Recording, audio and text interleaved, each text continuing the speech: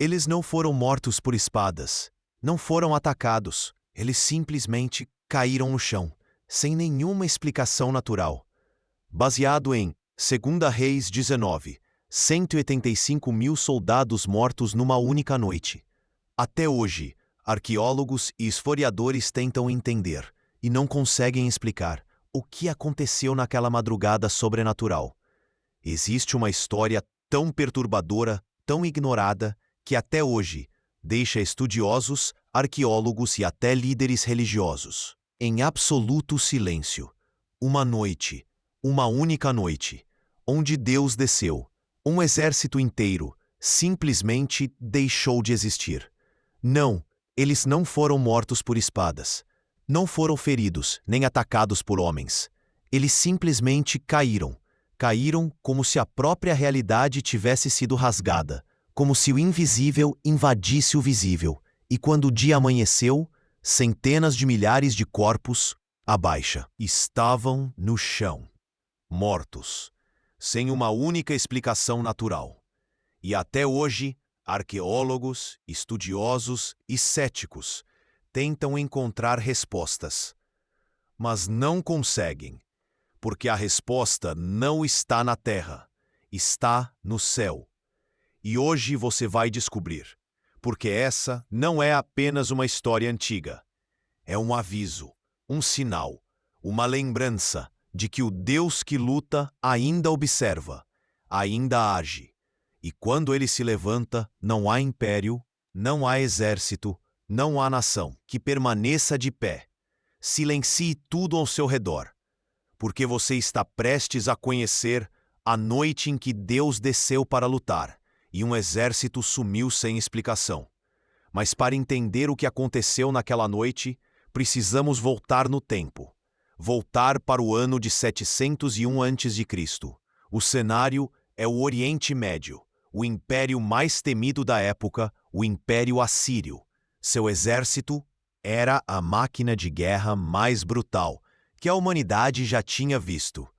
Homens treinados desde a infância para matar sem piedade. Soldados que não apenas conquistavam nações, eles as destruíam. Rasgaram reinos, destruíram muros, escravizaram povos inteiros. E agora eles estavam às portas de Jerusalém, cercando a cidade santa.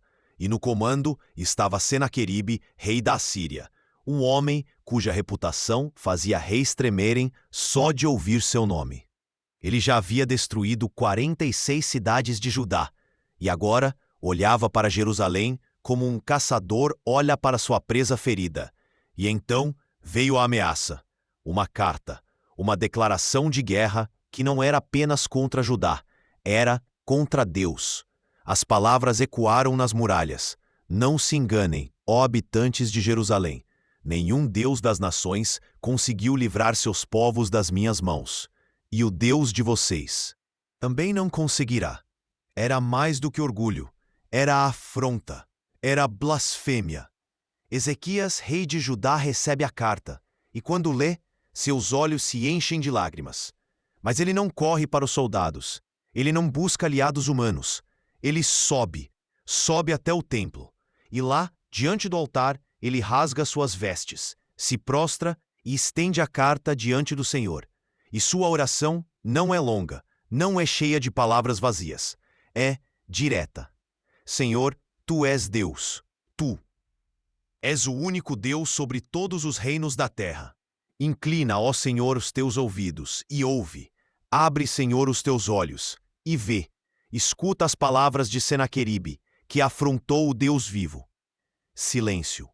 O céu observa, o trono observa, e então o profeta Isaías recebe uma palavra, uma resposta. Assim diz o Senhor: não temas por causa das palavras que ouviste. Eis que eu porei nele um espírito. Ele voltará para a sua terra, e lá eu o farei cair à espada. Mas Deus não estava falando de um rumor qualquer, nem de uma simples derrota. O que estava para acontecer nunca havia acontecido antes, e nunca mais aconteceria da mesma forma. Naquela noite, O acampamento assírio estava em silêncio. Centenas, milhares de tendas, soldados adormecidos, confiança total em sua superioridade militar. Que algo se movia, algo que não fazia barulho, algo que não pisava no chão, mas fazia a própria terra tremer. As estrelas pareciam observar, o vento ficou imóvel, e então ele desceu, o anjo do Senhor. Não era um mensageiro comum, não era um anjo qualquer. O texto não diz seu nome, não diz sua forma, mas diz sua missão naquela noite. Saiu o anjo do Senhor e matou no acampamento dos assírios 185.000 homens.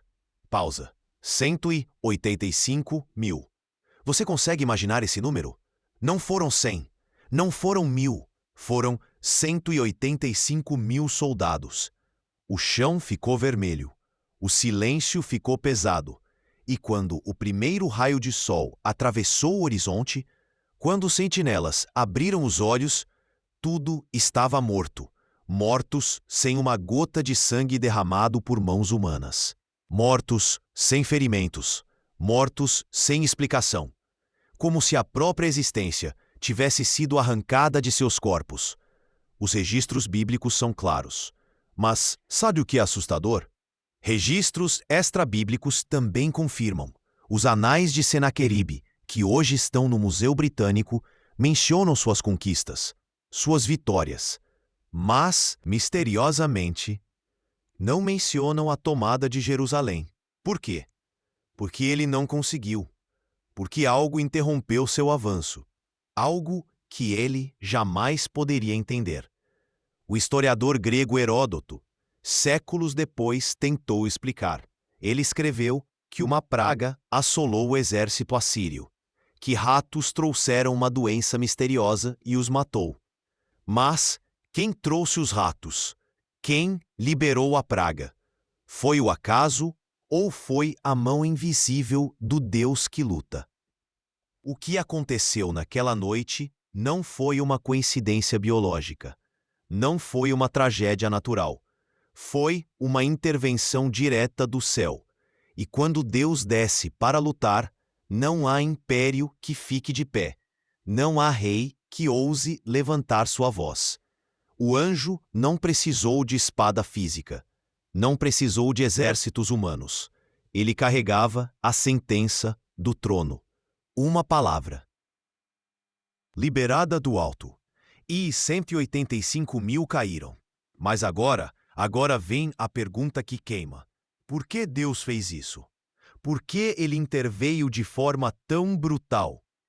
E talvez mais importante, será que ele ainda faz isso?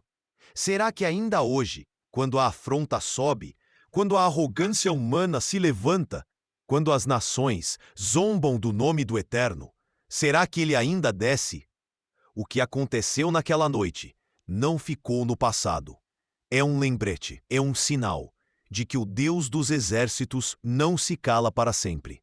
Ele observa, ele espera, ele é paciente.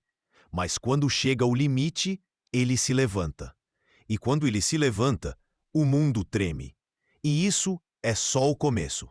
Porque no próximo bloco, você vai descobrir que o que aconteceu naquela noite não foi apenas um ato isolado.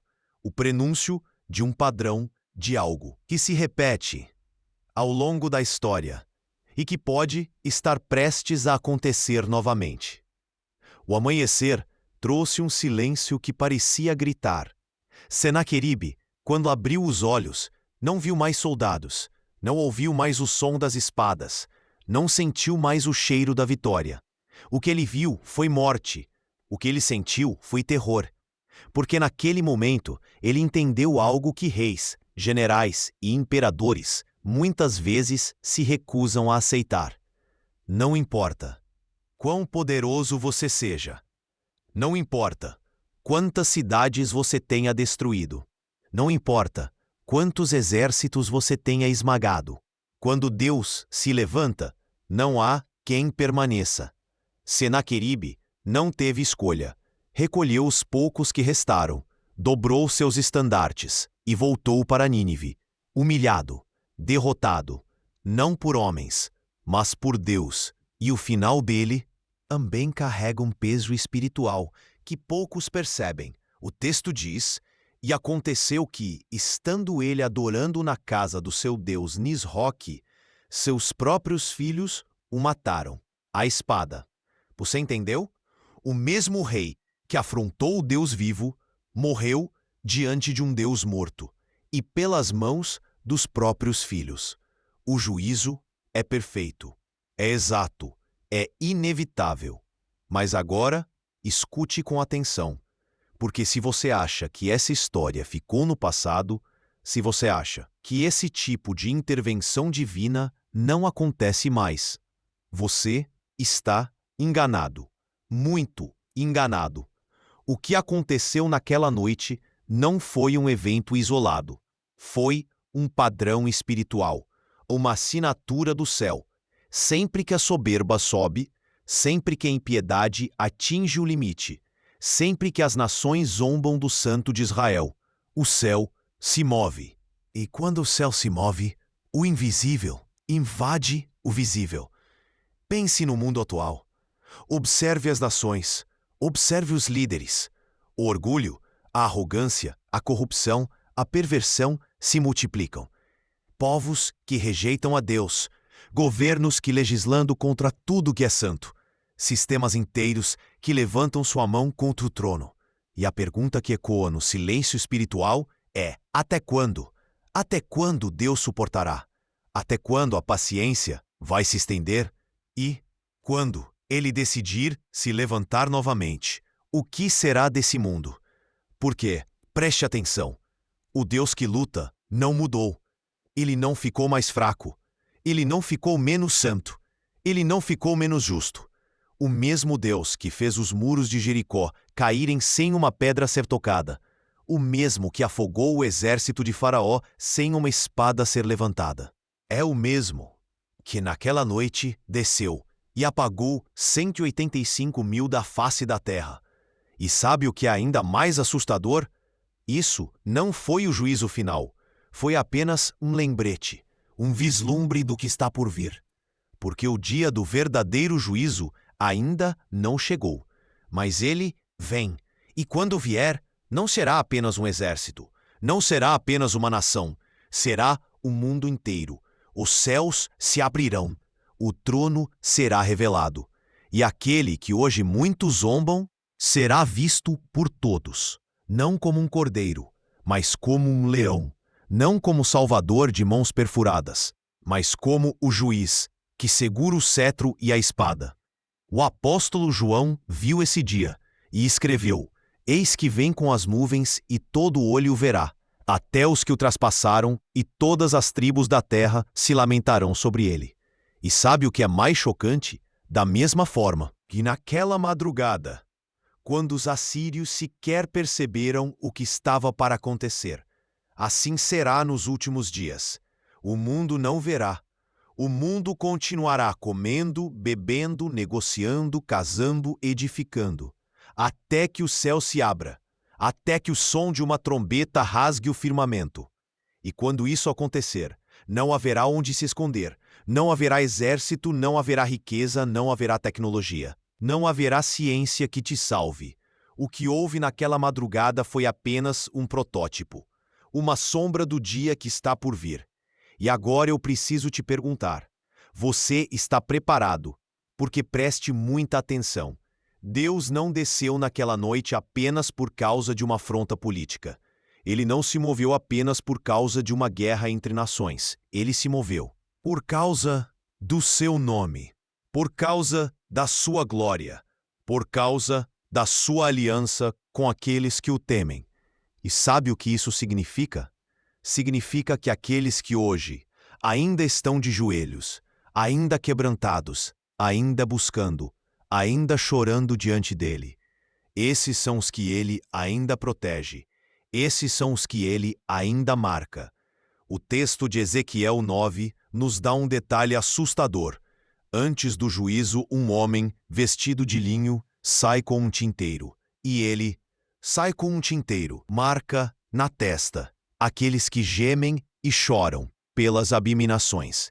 E só depois que os destruidores são liberados. Você entende? Antes do juízo vem a marca.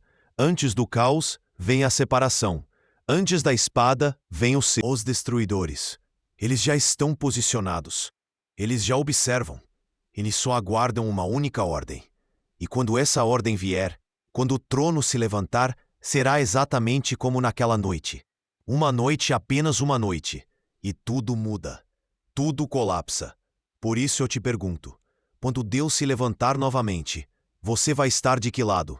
Entre aqueles que zombam, entre aqueles que vivem como se Deus não existisse, entre aqueles que fazem pactos com o mundo, com o pecado, com o sistema, ou vai estar entre os que são marcados, entre os que gemem, entre os que choram, entre os que dizem todos os dias: Maranata, vem Senhor Jesus.